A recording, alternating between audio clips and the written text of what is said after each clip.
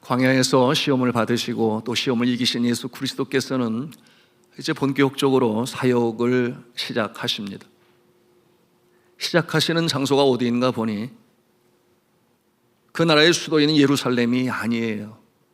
한참 북쪽으로 올라가서 변방이라 할 수 있는 이 갈릴리에서 그 사역을 시작하십니다. 성지순례를 해보신 분들은 갈릴리 그러면 제일 먼저 떠오르는 것이 갈릴리 바다예요. 그 깊은 감청색의 색깔로 참 투명한 아름다운 호수가 바로 이 갈릴리 지방에 있습니다. 큰 사이즈의 호수라서 사람들은 바다라고 부르기도 했어요. 그 크기가 어떠한가 보니 서울시 전체 면적의 크기가 605평방킬로미터인데 비교하여 갈릴리 호수는 약 27%에 달합니다. 그러므로 166평방킬로미터예요. 서울시 안에 있는 구의 크기로 비교를 해보면 6개에서 7개의 구를 합쳐놓은, 그러므로 그 사이즈가 상당히 큽니다. 그러므로 호수로 부르기도 하고 바다로 부르기도 합니다. 그런데 왜 하필이면 갈릴리일까 생각해 볼 수 있습니다. 오늘 성경 14절에 있는 말씀을 통해서 우리가 힌트를 얻을 수 있는데요, 예수님보다 먼저 사역을 시작한 세례 요한, 마지막 선지자이기도 하죠. 그가 헤롯 안티파스 왕에 의하여 잡혀서 감옥에 갇히게 됩니다. 이유가 무엇이었는가 하면 헤롯 안티파스가 그의 이복 동생의 아내를 자신의 아내로 삼습니다. 이와 같은 비도덕적이고 비윤리적인 모습을 바라볼 때 선지자 요한이 직언을 합니다. 잘못된 것이다. 그러니 헤롯 안티파스 왕이 마음이 불편하여, 오늘 이 시대 말로 표현하면 괘씸죄라고도 말할 수 있겠죠. 잡아다가 감옥에 넣었습니다. 그러므로 하나님의 말씀이 선포되어지고 또한 전해져야 하는데 그 중단되어진 상황에서 예수님이 등장하시는 것입니다. 그런데 그와 같은 상황 속에 세례 요한과 같은 모습으로 하는 일이 중단이 되지 않을까, 그러므로 전략이 필요했던 것입니다. 그러므로 중앙이 아닌 변방으로 나아가 이제 복음 사역을 시작하시는 예수님의 이 전략을 우리는 보는 것이에요. 쉽게 생각하면 과거 중국의 후한 말에 유비와 관우와 장비가 수도 낙양이 있는 중원에서 나라를 일으키지 아니하고 저쪽 청도라고 하는 서쪽 변방에서 나라를 일으키는 모습을 생각하면 우리가 예수님의 이 전도 전략이 어떠한 모습인지를 금방 이해가 되실 것입니다. 자, 그러면 예수 그리스도께서 당시의 백성들을 향하여 선포하시는 말씀의 내용이 무엇일까요? 여러분, 그 내용이 이제 오늘 15절 말씀을 통해서 우리에게 보여주고 있습니다. 우리 같이 한 음성으로 읽겠습니다. 시작. 이르시되 때가 찼고 하나님의 나라가 가까이 왔으니 회개하고 복음을 믿으라. 아멘. 때가 찼다고 그랬어요. 여러분, 이 때가 언제겠습니까? 성삼일째 하나님께서 계획하시고 준비하셨던 그 때, 하나님의 아들 성자 예수 그리스도께서 이 땅에 강림하셔서 이제 천국 복음으로 전하시려고 하는 그 때, 그런가 하면은 선포되는 진리의 말씀을 통해서 영원히 구원받을 만한 때요, 또한 귀신이 물러가고 병자가 나음을 받으니 그야말로 고침을 받는 은혜의 때가 된 것입니다. 이어지는 말씀이 하나님의 나라가 가까이 왔다 그랬습니다. 하나님의 나라가 가까이 왔다. 여러분, 이 하나님의 나라는 무엇인가, 어디에 있는가, 어떻게 자라나는 것인가 의문입니다. 여러분, 이 하나님의 나라는 우리가 생각하는 이 땅의 영토를 가지고 국경을 가지고 있는 나라의 모습과는 달라요. 여러분, 이 하나님의 나라는 어떻게 이루어지는가? 마음에 이루어집니다. 하나님의 나라는 마음에 이루어집니다. 어디에 이루어진다고요? 마음에 이루어진다.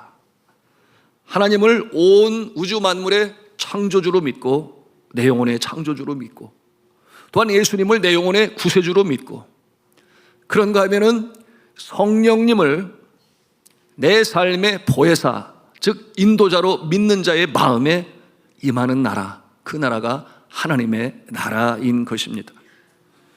이 세상에서 생명 다하고 돌아가는 저 하늘나라를 가리켜 천국이라고 그래요. 그런데 이 하나님의 나라는 성경에 때로 천국으로 표현이 됩니다마는, 그러나 그 모습은 성격상 다르니 이 땅에서 이루어져 가는, 그러므로 사람의 심령에 이루어지는 천국, 하나님의 나라다, 이렇게 우리가 이해할 수 있어야 하겠습니다. 그러므로 회개하라, 천국이 가까웠느니라, 세례 요한이 그렇게 선포했습니다. 이 말씀에서 천국이 가까웠느니라, 마찬가지로 하나님의 나라가 가까웠느니라, 이렇게 선포했던 것입니다. 여러분, 그 하나님의 나라는 하나님의 통치가 이루어져요. 그러므로 샬롬의 상태를 이룹니다. 참 평강, 참 진리, 참 안식이 이루어지는 나라, 하나님의 나라. 여러분, 이 하나님의 나라는 이처럼 하나님께서 우리 심령 가운데 은혜로 주시는 것이요, 선물로 허락하시는 것입니다. 자, 이 나라가 어디에 이루어진다? 사람의 마음에 이루어진다. 예수님께서는 이 하나님의 나라에 대하여 누가복음 17장 20절에서 21절에 설명을 하시는데요, 우리 같이 그 구절을 천천히 읽도록 하겠습니다. 시작. 바리새인들이 하나님의 나라가 어느 때에 임하나이까 묻거늘 예수께서 대답하여 이르시되 하나님의 나라는 볼 수 있게 임하는 것이 아니고 또 여기 있다 저기 있다고도 못하리니 하나님의 나라는 어디 있다고 그랬어요? 너희 안에 있느니라. 하나님의 나라는 너희 안에 있느니라. 예수님께서 산위에서 설교하실 때 흔히들 산상수훈이라고 그러죠. 마태복음 5장으로부터 시작하여 산위에 올라가셔서 그리고 7장 마지막 절에 산위에서 내려오시는, 그러므로 산상수훈이라 일컫는 그 말씀에서 팔복으로 말씀하실 때 예수 그리스도께서는 하나님의 나라에 대해서 말씀하십니다. 마태복음 5장 3절에 있는 내용인데요, 심령이 가난한 자는 복이 있나니 천국이 그들의 것이며 라고 말씀했습니다. 심령이 가난한 자, 그 영혼의 목마름으로 인하여 궁핍함을 느끼고 나의 부족한 것을 채우기 위한 주님의 구원하심과 긍휼하심을 간절히 사모하는 자에게, 그 심령이 가난한 자에게 천국이 저들의 것이다 라고 하시는 말씀은 그와 같은 심령을 가지고 있는 자에게 주님께서 하나님의 나라를 심령에 채우신다는 말씀입니다. 하나님의 나라가 심령에 임한다고 하는 것이죠. 여러분, 이와 같은 하나님의 나라는 오직 하나님만이 주신 참 평강, 참 진리, 참 안식이 있는 나라인 것입니다. 저는 간절히 기도합니다. 여러분의 심령에 하나님의 나라가 충만히 임하시기를 주님의 이름으로 축복합니다. 그렇다면 어떠한 자에게 이처럼 고귀한 하나님의 나라가 임하게 되는 것일까요? 세상에 주지도 알지도 못하는 이 천국 하나님의 나라, 오늘 성경 본문 15절에서 주님께서는 뭐라고 말씀을 하시는가? 우리 한번 같이 한 음성으로 따라서 하실까요? 회개하고 복음을 믿으라. 회개하고 복음을 믿으라. 너무나 단순하게 들립니까? 여러분, 회개하고 복음을 믿는 것이 쉽다고 생각하십니까? 결코 그렇지 아니합니다. 누군가가 새 생명으로 거듭나기 위한 이 참 회개를 하고 죄에서 떠나서 십자가의 복음을 믿는다고 하면 그는 행복자임에 틀림이 없습니다. 큰 은혜를 입은 자예요. 아무나 그렇게 되지 않습니다. 이것은 오직 은혜로 되어지는 것이에요. 그러면 이제 오늘 말씀에 근거하여 우리의 심령이 고귀한 하나님의 나라가 임하는 그 과정, 우리가 주의 말씀을 통해서 배우고 또한 그 모습이 되기 위하여 은혜를 사모하고자 하는데요, 자, 첫 번째 그 모습은 같이 하는 성으로 하겠습니다. 진정으로 회개하라. 여러분, 진정한 회개는 구원에 이르게 합니다. 그러므로 회개는 너무나 필요하죠. 하나님의 나라가 그 심령에 임하고 하나님 나라의 시민이 되는 그 출발이 무엇이다? 회개라고 하는 것입니다. 여러분, 진정한 회개는 단순히 죄를 회개하고 뉘우치는 것으로만이 아니에요. 삶의 방향을 완전히 하나님께로 돌리는 것입니다. 진정한 회개는 개인의 가치관, 인생관, 세계관이 총체적으로 변하는, 그러므로 토탈 트랜스포메이션이라고 하는 신학적 용어를 사용합니다. 총체적인 변화가 일어납니다. 이전 것은 지나갔으니 보라 새 것이 되었다. 진정한 회개란 과거의 죄악된 삶의 방식에서 벗어나서 하나님이 원하시는 삶의 방식으로 삶의 궤도를 수정하는 것입니다.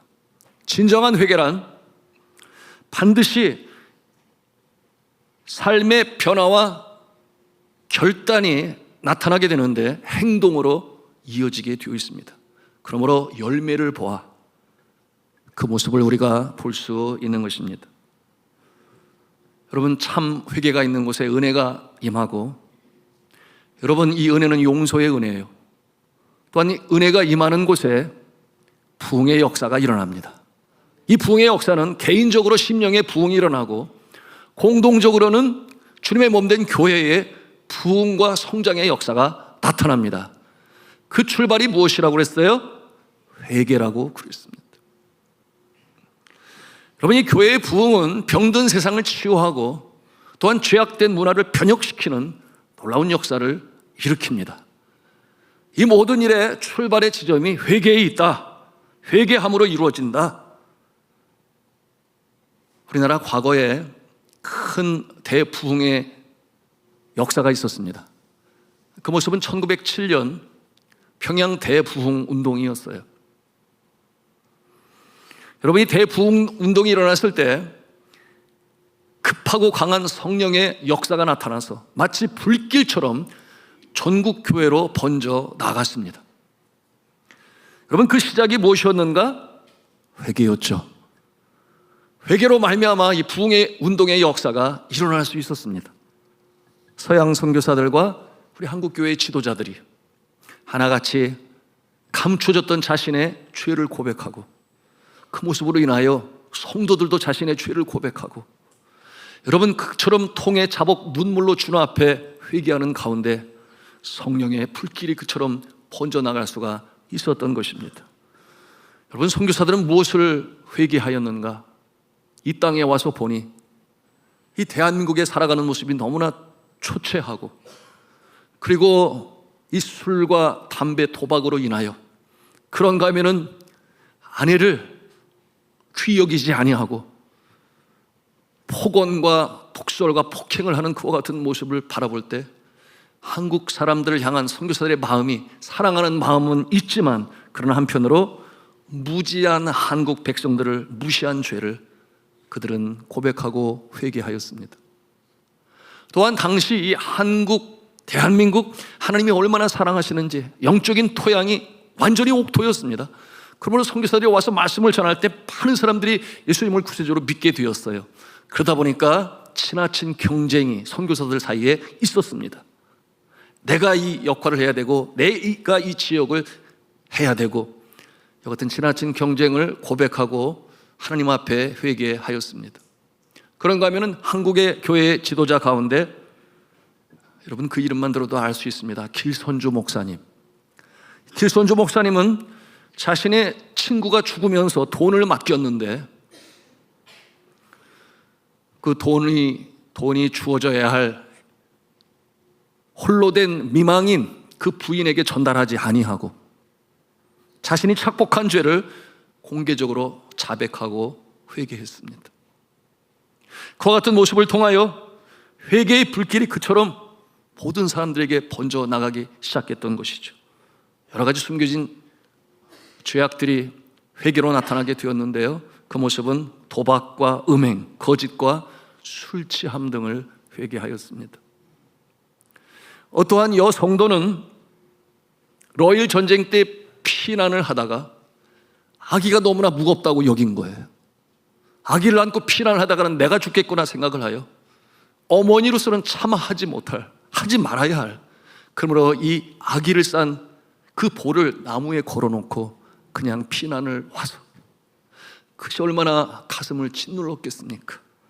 그래서 자신의 이 숨은 죄를 고백하고 드러내며 회개할 때 여러분 어떤 일들이 벌어지게 되었는가? 하늘문이 열리고 성령님께서 불길처럼 역사하여 주셔서 이 땅에 큰 부흥의 역사를 이루어낼 수가 있었던 것이었습니다. 지난 주간 저를 포함하여 우리 교역자들이 3일 동안 금식하며 기도했습니다. 금식의 주제는 회개였습니다. 모세와 같이, 다니엘과 같이, 다윗과 같이 주님 앞에 철저히 금식하며 회개하며 3일을 보냈습니다. 여러분, 이 회개 기도를 통하여 나태한 모습이 완전히 깨어지고 다시금 새 모습으로 서지 않으면 아니 된다라고 하는 교회에게 말씀하시는 성령의 경고의 나팔 소리를 들었기 때문에 여러분 그렇게 주님 앞에 회개하며 기도했어요. 긴 세월 교회를 섬김에 있어서 타성에 젖어서 매너리즘에 빠져서 습관적인 이 안일한 자세를 주님 앞에 다 내어놓고 다시금 새로워져야 한다, 다시금 깨어나야 한다. 잃어버린 한 영혼 귀히 여겨 찾아 나서는 목자의 모습이 되어야 되는데 이런 일로 저런 일로도 바쁘다 하여 전도에 게을리했던 한 잃어버린 영혼을 찾는 일을 방임했던 그와 같은 모습을 철저히 회개했습니다. 더욱더 말씀과 기도에 집중하여 약물에게 양질의 꼴로 먹일 수 있어야 되는데 그러지 못했음을 철저히 회개했습니다. 이 일로 우리 교회 장로님들이 함께 중보하시면서 기도로 협력하셨습니다.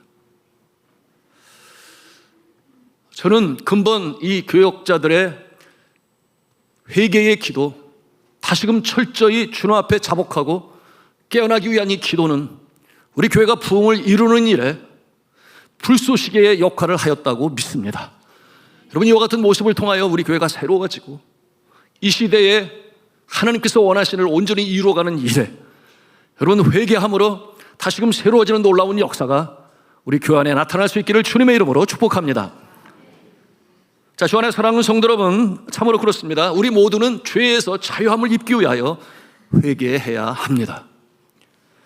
성경은 사도행전 3장 19절에 우리에게 말씀하고 있습니다. 같이 읽습니다. 시작. 그러므로 너희가 회개하고 돌이켜 너희 죄 없이 함을 받으라. 이같이 하면 새롭게 되는 날이 주 앞으로부터 이를 것이요. 아멘. 예수께서도 말씀하셨습니다. 내가 죄인을 부르러 온 것이 아니다. 내가 의인을 부르러 온 것이 아니다. 우리 누가복음 5장 32절에 있는 말씀인데요, 우리 같이 읽도록 합니다. 시작. 내가 의인을 부르러 온 것이 아니요 죄인을 불러 회개시키러 오셨다라고 주님께서 말씀하십니다. 그러므로 참 평강과 진리와 참 안식이 있는 하나님의 나라는 여러분 회개하는 자의 심령에 임하는 것이요, 회개하는 자에게 주시는 하나님의 은혜는 우리의 심령을 다시금 새롭게 하는 놀라운 은혜의 방편이 됨을 믿으시기 바랍니다. 자, 그런가 하면 두 번째로 우리 같이 한음성을 하겠습니다. 복음을 믿으라. 자, 하나님의 나라가 그 심령에 임하기 위하여 주님께서는 명하시는데 복음을 믿으라 그렇게 말씀하세요.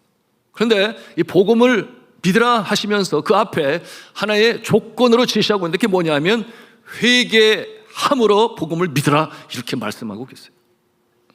회개하고 복음을 믿으라. 여러분, 회개하면 사람의 감정이 어떻게 돼요?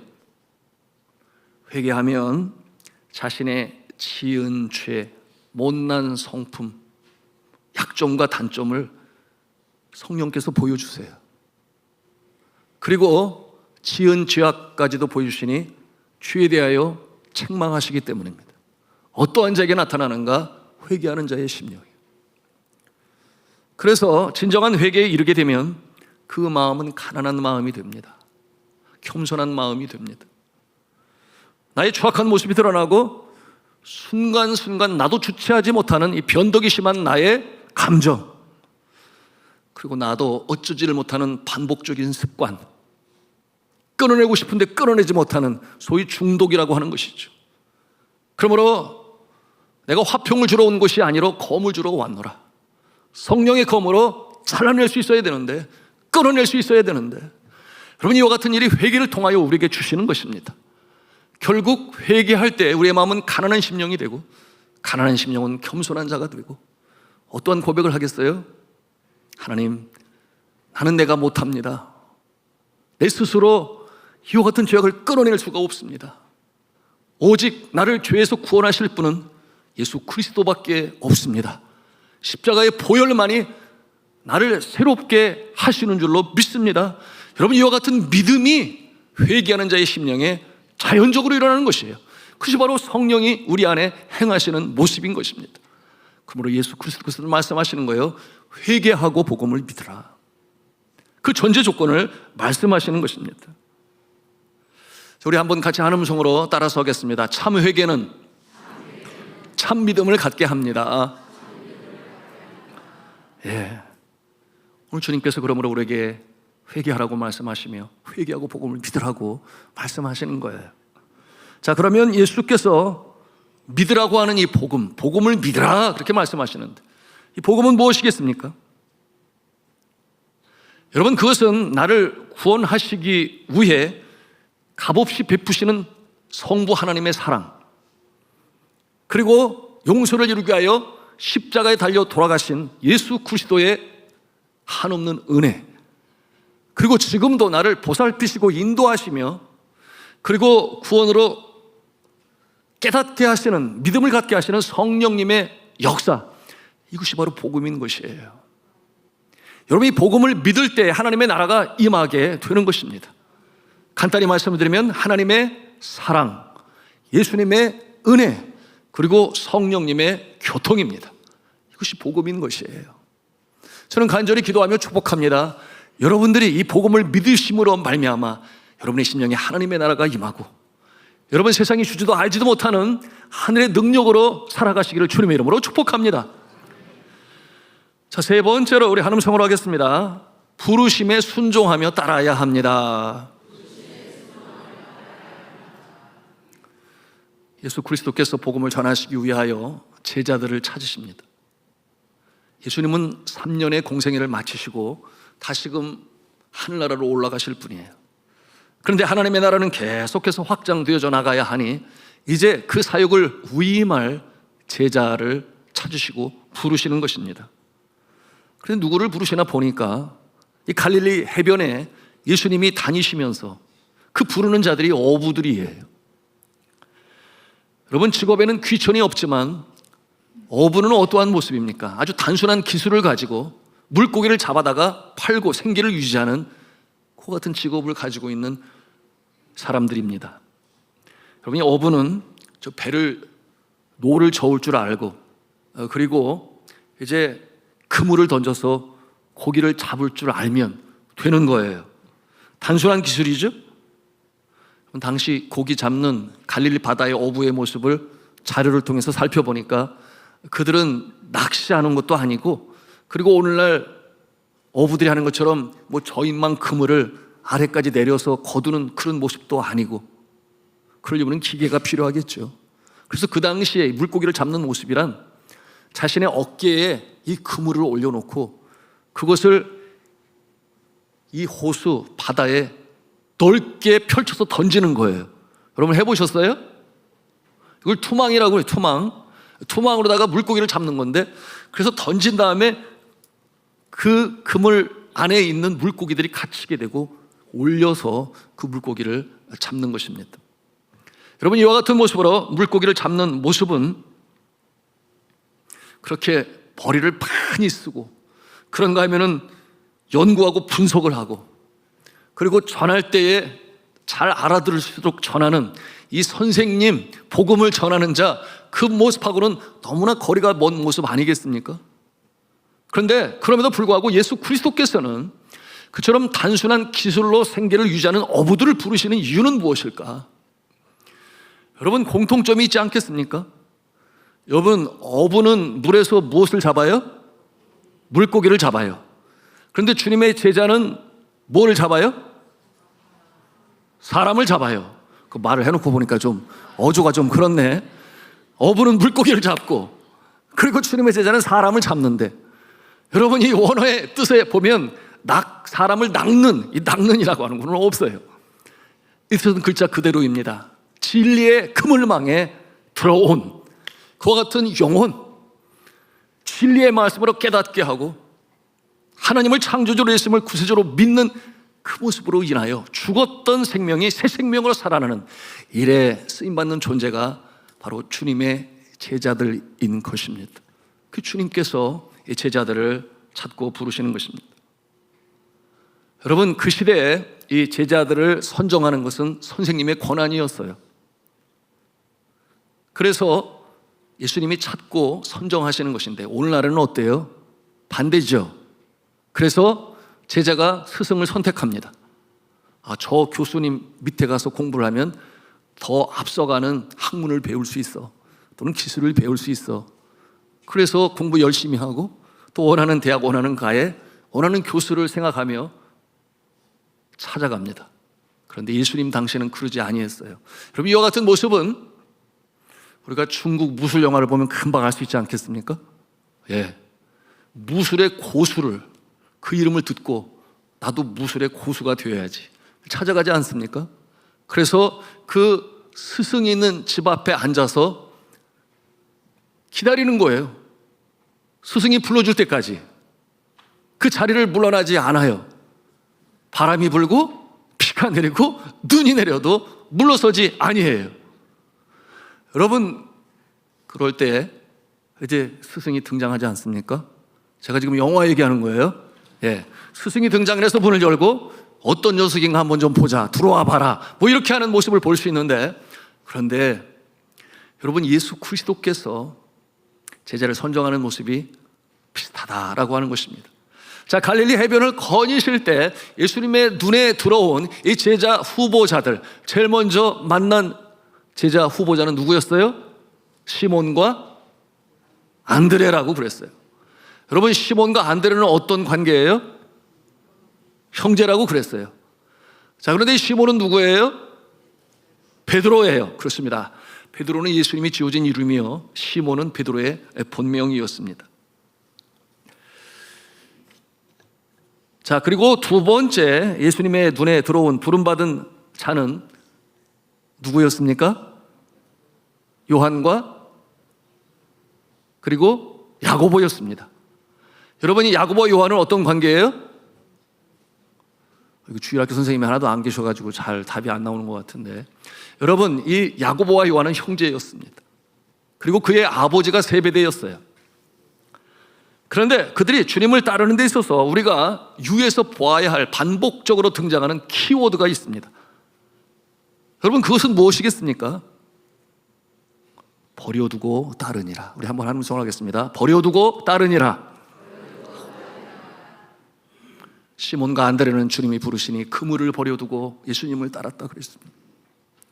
그런가 하면 요한과 야고보는 아버지 세베대와 품꾼들을 버려두고 예수님을 따라가니라, 그렇게 성경은 말씀하고 있습니다. 어떤 뜻이 담겨져 있을까요? 여러분, 이 말씀의 뜻은 그의 인생에 있어서 가장 고귀하고 그리고 값으로 먹일 수 없는 가치 있는 것, 그것을 위하여 기꺼이 내가 사랑하는 것을 내려놓고 따른다라고 하는 그런 뜻을 가지고 있는 것입니다. 여러분이 그물은 생계를 위하여 필요한 것이죠.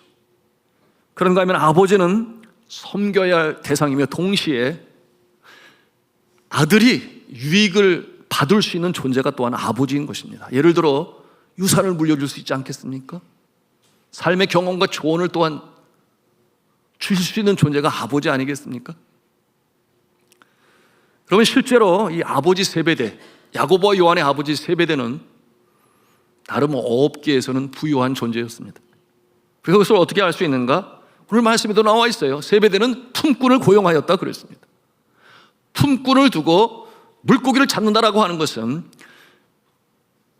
그리고 배를 운영할 수 있다라고 하는 것은 그 시대에 상당한 재산과 규모를 갖춘 야고보와 요한의 아버지였다라고 하는 것을 볼 수 있는 것입니다. 무슨 뜻이겠습니까? 야고보와 요한이 자신의 아버지 그리고 품꾼들을 두고 떠나도 그 아버지가 생계에 어려움을 당하거나 또는 파산을 당하거나 그런 일은 없다라고 하는 것이죠. 예, 그러므로 이 야고보와 요한은 기업을 물려받을 수 있는 그 일상적인 삶을 중단하는 것을 의미하는 거예요. 그러한 유익함을 버려두고 주님을 따라 나선 존재, 그 모습은 자신의 인생을 드리고 바치고 그만한 가치가 있다고 여기기 때문에 그렇게 행할 수 있었던 것입니다. 여러분, 이처럼 자신의 인생을 하나님께서 우리에게 선사하신 구원의 전파를 위하여 삶을 드린 모습들 왜 없겠습니까? 많이 있습니다. 특별히 선교사님들 중에서 그런 모습 있지 않겠어요? 사랑하는 조국, 사랑하는 가족, 안락하고 안정된 품을 떠나서 오지로 가는 그 모습 속에서 우리는 볼 수 있습니다. 우리 교회 공동 파송 선교사님 중에 한 분인 네팔의 어준경 선교사님, 그는 이남 3녀의 장남으로 태어났습니다. 그는 부유한 집안에서 성장했어요. 그의 아버지는 당시 최고 학부를 졸업하시고 그리고 네노라고 하는 대기업의 이사로서 평생을 봉직하다 은퇴한 이후에 아주 중요한 곳에 골프 연습장을 운영하면서 여러분 노후의 삶을 보냈습니다. 어머니는 고등학교 교장 선생님이셨죠. 그런데 학부에서 재료공학을 전공했습니다. 학교를 졸업하면 함께 계획을 세우고 일어나고 하는데 이 아들 장남이 학부에서 내비게이터라고 하는 선교단체 전하는 복음을 듣고 예수를 영접하게 되었습니다. 예수를 영접하고 나니 너무나 좋은 거예요. 그러므로 내 인생의 가치, 삶의 이 목표, 선교사로 자원하게 된 것입니다. 아버지한테 가가지고 아버지, 나 이제 대학 졸업했으니까 선교사로 나가겠습니다. 이렇게 하니까 아버지가 기분이 좋아요, 불편해요, 아니면 화가 나요? 예? 화가 나요. 아니 왜 내가 그것도 열악한 나라인 네팔의 선교사로 나가려고 하느냐? 내가 너 그렇게 하려고 키운 거 아니다. 여러분 당연히 그럴 수밖에 없죠. 예수를 안 믿기 때문에 더 그렇겠죠. 심지어는 예수 믿는 사람들 중에서도 제가 구역장 성경 공부할 때라든지 산상 기도회라든지 여러분 자녀가 선교사가 되기를 간절히 축복합니다 이렇게 외치면 아멘 소리가 하나도 안 나와. 그런데 예수 믿지 아니하는 아버지 앞에서 그렇게 말을 할 때 그 마음이 이해가 되지가 않았던 것입니다.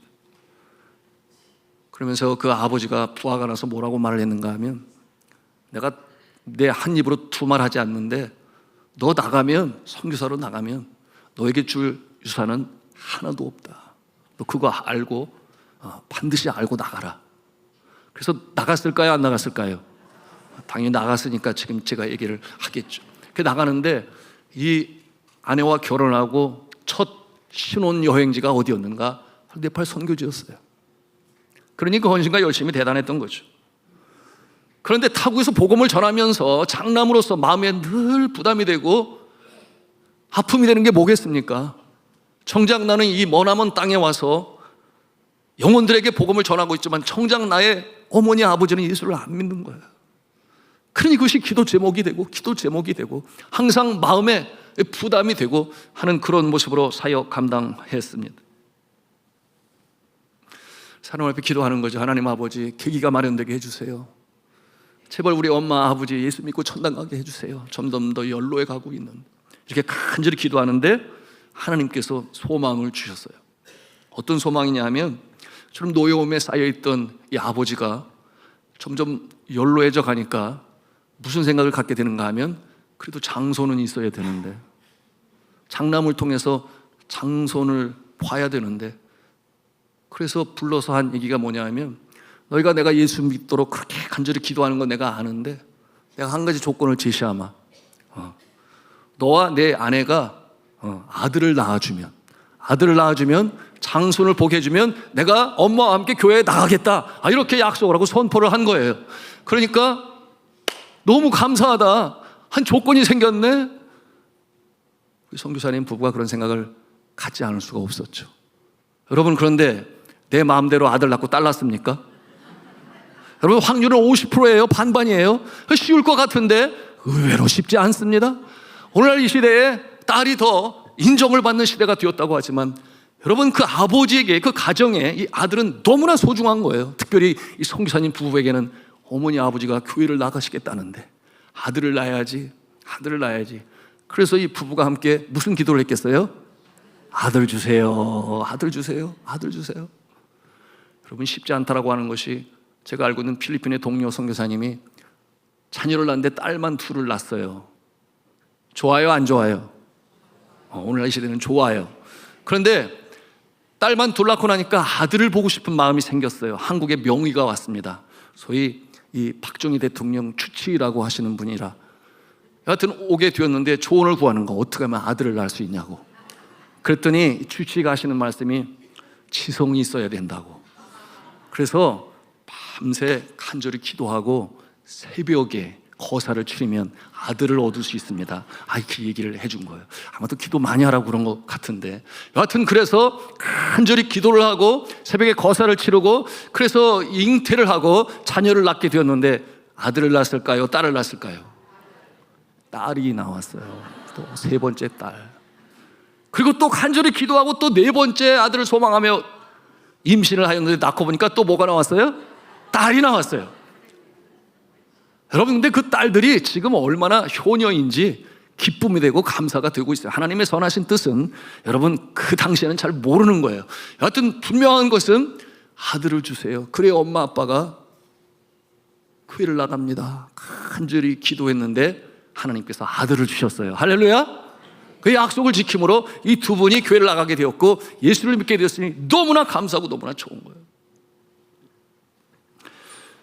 여러분 그래서 그 부모님이 특별히 아버님이 네팔까지 날라온 거 아니에요. 돌잔치 한다고 귀한 장손 돌잔치 해야 된다고 날라오셔가지고 성대한 잔치를 호텔에서 모든 선교사, 선교사님들 그 자녀들까지 다 초청해가지고 그래서 아주 맛있게 즐겁게 감사하며 축복하며 돌잔치를 했던 기억이 있습니다. 자, 그런데 이 아버지가 아들을 위해서 재산을 안 남기겠다고 그랬잖아요. 그런데 아이들이 자라나네. 고등학생이 되었네. 이제 대학에 가서 공부를 하려고 하는데 영어가 더 친숙하니까 영어권에 가서 대학을 다니겠다 그러니까 선교사가 돈이 어디 있어요. 그러니 걱정이 쌓입니다. 하나님께 기도하는 거예요. 하나님, 내가 주의 나라를 위하여 부모나 형제나 전토를 벌인 자 그와 같은 모습으로 주를 섬겼는데 우리 자녀들 대학에 가서 공부할 수 있도록 하나님 놀라운 역사를 일으켜 주세요. 간절히 기도하는 거예요. 그런데 이와 같은 상황을 할아버지가 알아요, 몰라요? 할아버지가 알아요. 그러니까 그 어려운 상황을 아는 아버지가 또 이 선교사님을 불러가지고 뭐라고 말하는가 하면 내가 너에게 남겨준 재산은 하나도 없지만 그러나 내 자녀들이 무슨 죄가 있니? 그러면서 자녀들을 위하여 미리 준비한 학비가 있는데 내가 이 손주들과 함께 한국에 돌아오면 그거 다 주겠다. 그러니까 들어와라. 이렇게 제안한 거예요. 그러니 당장 학비를 준비하고 내야 할 이 선교사님의 마음에 한편으로 갈등이 일 수 있어요. 여러분 같으면 어떻게 하시겠습니까? 들어오는 게 맞습니까? 여전히 선교지에 있는 게 맞습니까? 예? 답하기가 힘들어요? 그럼 옆 사람한테 한번 물어보시기를 바랍니다. 댁은 어쩔 거요? 이렇게 한번 물어봐요. 댁은 어쩔 거요? 이렇게 한번 물어봐요. 예? 들어와야 된대요? 선교사님 안 들어왔어요. 하나님께서 부르셨으니 하나님의 이 선교사명 온전히 감당하기 위하여 들어오지 아니했습니다. 그러니까 이제 또 이 선교사 부부는 어떻게 해야 돼요? 아들 주세요, 아들 주세요 기도하다가 이제는 학비 주세요, 학비 주세요 이렇게 주님 앞에 기도할 수밖에 없었습니다. 내 인생 주님의 것이오니 나의 자녀도 주님의 것입니다. 주님께서 알아서 책임져 주세요. 간절히 기도를 했습니다. 어떤 결과가 났을 것 같습니까? 아들이 대학 입학 허가서를 받게 되었는데 아시아의 명문 중에 명문이죠.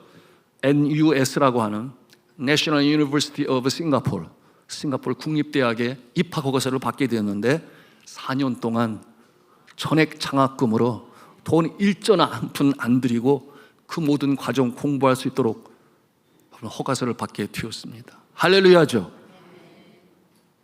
여러분, 그럴 때 그 할아버지의 마음이 어떠할 것 같아요? 한번 상상을 해보세요.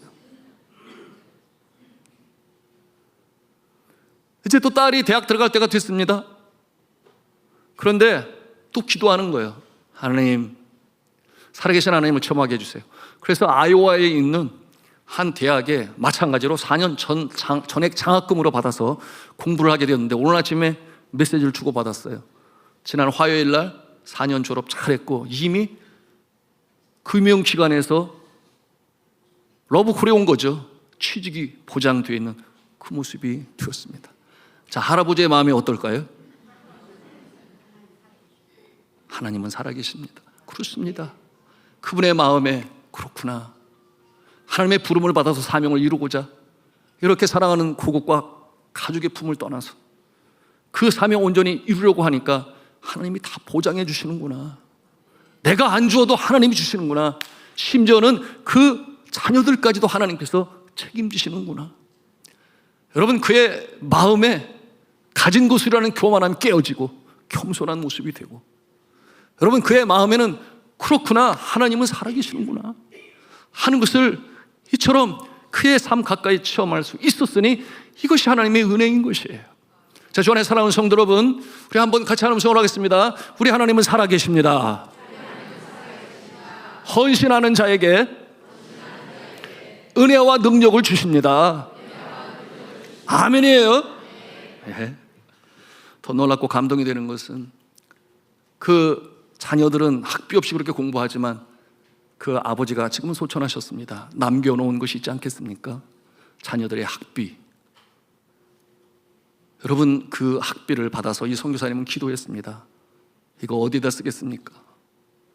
그들은 그 남겨놓은 자녀를 위한 학비를 선교지에 헌금으로 드렸습니다. 우리 주님께서는 주님을 따르는 자들, 이 제자도에 대해서 아주 엄격하게 약속으로 주셨습니다. 그 내용이 마태복음 19장 29절에 있는 내용인데요, 우리가 익히 잘 알고 있는 말씀입니다. 우리 같이 읽도록 하겠습니다. 시작.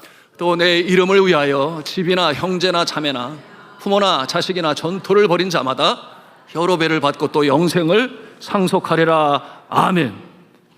전에 사랑하는 성도 여러분, 그렇다면 우리는 우리의 삶의 몇 프로를 하나님께 드리고 있습니까? 하루 24시간 중에 몇 시간을 주의 나라를 위하여 바치고 있습니까? 사용하고 있습니까? 나의 체력, 나의 재능, 나의 물질, 나의 재산, 하나님께서 드려라, 바치라 할 때 드릴 준비는 되어 있는 것입니까?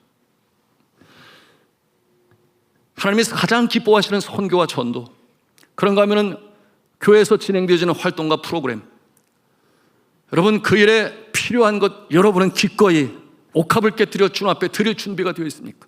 오늘 제자들은 그물을 버려두고 예수를 따르니라 했습니다. 그런가 하면 아버지 세베대와 품꾼들을 버려두고 예수를 따라가니라 그렇게 말씀하고 있습니다. 여러분, 드림에 있어서 여러분의 생각이 기준이 되고 여러분이 계산을 해서 여러분의 뜻대로 행합니까?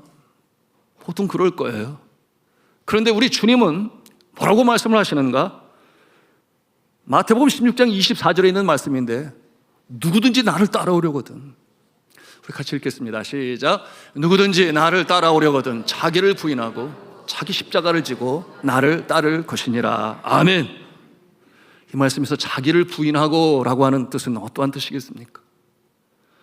여러분, 사람은 누구나가 다 자신의 생각이 있어요. 배움과 경험을 통해서 자신의 생각이 옳다라고 여기겠죠. 그런데 하나님의 생각이 또 있습니다. 나의 생각과 하나님의 생각이 서로 부합을 하고 서로 맞다면 얼마나 좋겠어요? 그런데 때로는 나의 생각과 하나님의 뜻이 다를 수가 있다. 다를 수가 있는 이 상황에서 어떻게 했냐는 거예요. 오늘 이 말씀은 자기를 부인하고라고 하는 말씀은 나의 생각과 뜻을 내려놓고 하나님의 뜻에 순종하겠습니다 라고 하는 것이 바로 주를 따르는 제자의 모습인 것입니다. 이제 말씀을 맺고자 합니다. 여러분, 이와 같은 모습, 첫째는 회개요, 둘째는 복음을 믿는 것이요, 셋째는 버려두고 주를 따르는 것인데, 여러분, 이와 같은 모습 가운데 하나님의 나라가 우리의 심령 가운데 임하고, 그러므로 참 평강과 참 진리와 참 안식이 우리의 심령 가운데 차고 넘침으로 말미암아 이 땅에 살고 있으나 저 하늘나라에 속한 자의 모습으로 우리는 우리의 인생 여정을 살아가는 것입니다. 저는 간절히 축복합니다. 여러분의 심령에 하나님의 나라가 임하여서 여러분 하늘 찬송을 부르며 좁은 길을 걸으면서도 승전가를 부르며 전진해 나가시는 성도가 다 되실 수 있기를 저는 주 예수 그리스도 이름으로 축원합니다. 축원합니다. 축원합니다.